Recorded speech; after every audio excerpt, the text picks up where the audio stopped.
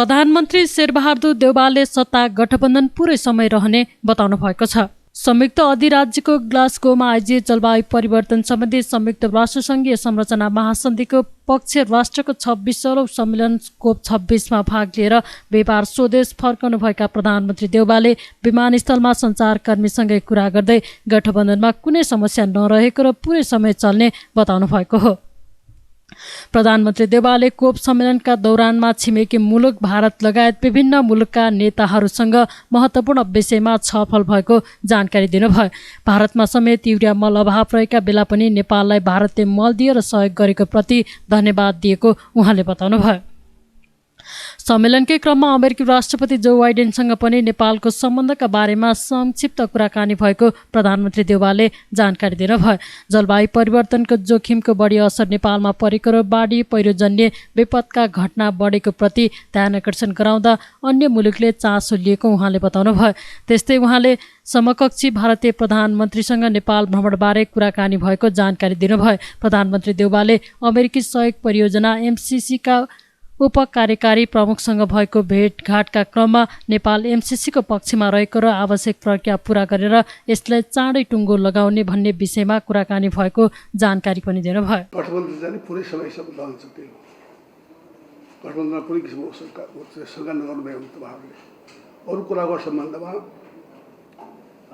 सबै विषयमा कुराहरू भएको छ विदेशीहरूसँग भारत लगायत सबैसित चाहिँ अलिकति चाहिँ यो एयर स्पेसको सम्बन्धमा पनि यो लुम्बिनीमा चाहिँ नि भारतको चाहिँ भूमिमा एयर विषयमा जानकारी हुनाले उसको कुरा भएको छ। यावत कुराहरू भएका छन् त्यहाँ चाहिँ अब पर्टिकुलर यो भनेर म भन्न अलिक चाहन्न। हेर्नुहोस् सबै राम्रो कुरा भएका छन् तर भारतको चाहिँ नि सद्भाव देखिएको छ नेपालको निम्ति।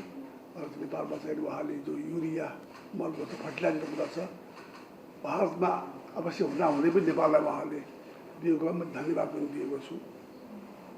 अरू कुराका सम्बन्धमा चाहिँ नै यो त्यहाँको चाहिँ नै यो भारतको चाहिँ बेलायतको चाहिँ नि रक्षा मन्त्री चाहिँ नि को चाहिँ नि नेपालको प्रति धेरै सद्भावना रहेछ। उनको बुवादेखि नै यो चाहिँ यो गोर्खा सैनिकहरूसित काम गरेको हो, आफैले पनि काम गरेको हुनाले उनको चाहिँ नि धेरै हदमा नेपालका प्रति राम्रो सम्बन्ध छ र चाहिँ नि अझ चाहिँ नि गोर्खाहरूलाई अझ बढी सङ्ख्या बढाएर अरूलाई बरु घटाएको छु व्हाइटहरूलाई मैले गोर्खाहरूलाई बढाएको छु भनेर भन्नुभयो।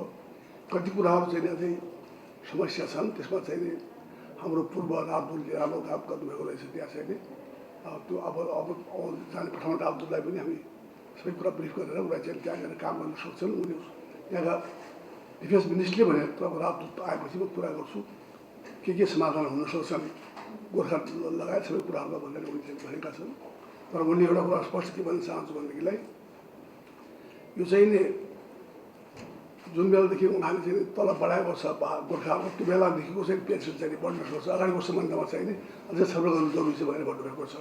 त्यो कुरा चाहिँ त्यही कुरा हो। हेर्नुहोस् अरू चाहिँ कुराहरू जस्तो चाहिँ नि यो बाइडनसित पनि रिसेप्सनमा भेट्दाखेरि उनी त टोपी लगाएर गएको चिनिहाले नेपाल आएका रहेछन्। उनी नेपाल आउनु देश मलाई खुब मनपर्छ भनेर भने उनीहरूले वास्तवमा त्यहाँ त्यस्तै कुरा भयो। जोनसनले चाहिँ रिसेप्सनमै पहिले सुरुमा जो रिसेप्सन गर्दाखेरि नेपालको विषयमा धेरै ब्रिफ दिएछन्। उनी चाहिँ नि उहाँले चाहिँ नेपालमा फ्लडको सम्बन्धमा कुरा गर्दाखेरि सबै कुरा उनले थाहा पाएका छन्। पुरा सहयोग हुने कुरा गर्नुभएको छ उहाँले। खास गरिकन चाहिँ नि मैले प्रिलिमिनरीमा पनि नेपालको केसलाई उठाउन सकेँ। मैले दोस्रो मिटिङ पनि दुई तह मिटिङमा चाहिँ मैले बोलेको छु। त्यहाँ पनि चाहिँ नेपालको सम्बन्धमा यो खास गरी अहिलेको चाहिँ यो लक्ष्य छ हामीहरूको चाहिँ जो ग्रिन हाउस ग्यासलाई घटाउने र चाहिँ फरेस्ट बचाउनेदेखि लिएर यो चाहिँ नि कार्बन इमिसनलाई चाहिँ नि घटाउनेदेखि लिएर सबै कुराको लागि जो छ त्यसमा चाहिँ सबैको चाहिँ नि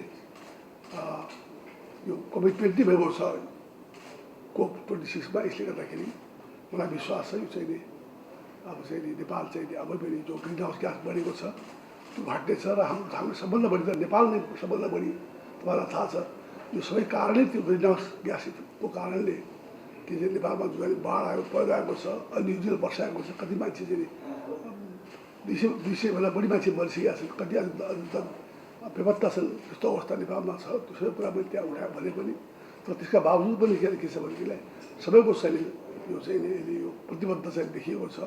त्यस कारण चाहिँ 1945सम्म चाहिँ हामीहरूले सम्पूर्ण चाहिँ यो नेपाललाई चाहिँ हामीले सम्पूर्ण गर्न सक्ने हाम्रो चाहिँ के ग्रिनहाउस मुक्त गर्ने हाम्रो सोचाइ छ। त्यही कुरा हो। मैले उहाँलाई नेपाल आउनुहोस् तपाईँ भने मैले आउनुहोस् तपाईँ हामीलाई हामी स्वागत गर्छु नेपाललाई। तपाईँ पशुपतिनाथ जानुहुन्छ, बुद्धनाथ जानुहुन्छ, तपाईँ नेपालको चाहिँ धार्मिक क्षेत्रमा तपाईँको भोट हुनुहुन्छ, आउनुहोस् तपाईँ आउनुहोस् तपाईँ स्वागत छ नेपाललाई भनेको हो। मैले उहाँ चाहिँ आउनु तयार छु भन्नुहोस्। तर मलाई पनि नेपाल इन्डिया आउनुहोस् भन्नुभएको छ उहाँले। त्यही हो एमसिसीको सम्बन्ध उहाँको चाहिँ अब यो अब कहिलेसम्म पास हुने चाहँदा भन्ने चाहिँ मैले पनि हाम्रो चाहिँ अहिले हाम्रो चाहिँ कोअलिसन पार्टनर छन् त्यसकोसँग कुरा भइरहेको छ। हामीहरू चाहिँ अब छिटै पत्रकार सम्मेलन गरेर हामी चाहिँ पास गराउने हाम्रो चाहिँ यो वचन मैले साइन गरेरै पठाएको छु त। तिमीले पास गर्नु के मैले पार्लिमेन्ट किन तिमीले अहिले तुरन्तै चाहिँ नि बन्द गरेर उहाँले फेरि बन्द गरेर हुँदैन पास गर्नु। मैले यो अर्कै कारणले पार्लिमेन्ट हाल्नु गरे हो चाहिँ नि केही चाहिँ अध्यादेश ल्याउनु पर्ने कारणले चाहिँ नि त्यो रोकिया हो। त्यस कारण त्यही असर बन्दै गयो भने त्यही हो। प्रधानमन्त्री देउबा कार्तिक 15 र 16 गते संयुक्त अधिराज्यको ग्लासगो नगरमा आयोजना भएको जलवायु परिवर्तन सम्बन्धी संयुक्त राष्ट्रसङ्घीय संरचना महासन्धिको पक्ष राष्ट्रको 26औं सम्मेलन कोप 26मा भाग लिएर नेपाली प्रतिनिधिमण्डलको नेतृत्व गर्दै स्वदेश फर्कनु भएको हो।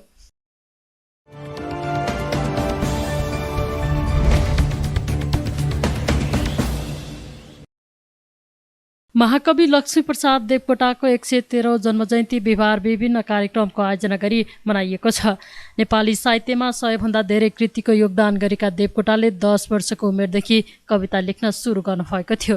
देवकोटाका महाकाव्य, खण्डकाव्य, निबन्ध, कथा, नाटक, उपन्यास, गीत, समालोचना र फुटकर कविता प्रकाशित छन्। जन्मजयन्तीका अवसरमा काठमाडौँको प्रज्ञा परिसरमा अवस्थित महाकवि देवकोटाको प्रतिमामा कुलपति गंगाप्रसाद उत्प्रेती, सदस्य सचिव प्राध्यापक जगत प्रसाद उपाध्याय लगायतले माल्यार्पण तथा पुष्पगुच्छ अर्पण गरी महाकविप्रति श्रद्धासुमन अर्पण गर्नुभएको थियो। नेपाली साहित्यमा आधुनिक महाकाव्य लेखनको थालनी गर्नुभएका देवकोटाको मुनामदन खण्डकाव्य नेपाली भाषामा प्रकाशित अहिलेसम्मकै सबैभन्दा बढी बिक्री भएको पुस्तक मानिन्छ। नेपाली साहित्यमा स्वच्छन्दतावादी प्रगतिवादी धाराका प्रवर्तक देवकोटाका रचनामा मानवतावाद, प्रकृति प्रेम र क्रान्तिकारिता झल्कने गर्दछ। उहाँका सिर्जनामा पूर्वीय र पाश्चात्य दर्शनको संयोजन पाइन्छ। महाकवि देवकोटाले पागल कवितालाई आफैले अङ्ग्रेजीमा अनुवाद गर्नुभयो। देवकोटाको एकमात्र उपन्यास चम्पा हो। महाकवि देवकोटाको जन्म विक्रम सम्वत 1966मा कार्तिक कृष्ण औँसी अर्थात् लक्ष्मी पूजाका दिन काठमाडौँको दिल्ली बजारमा भएको थियो।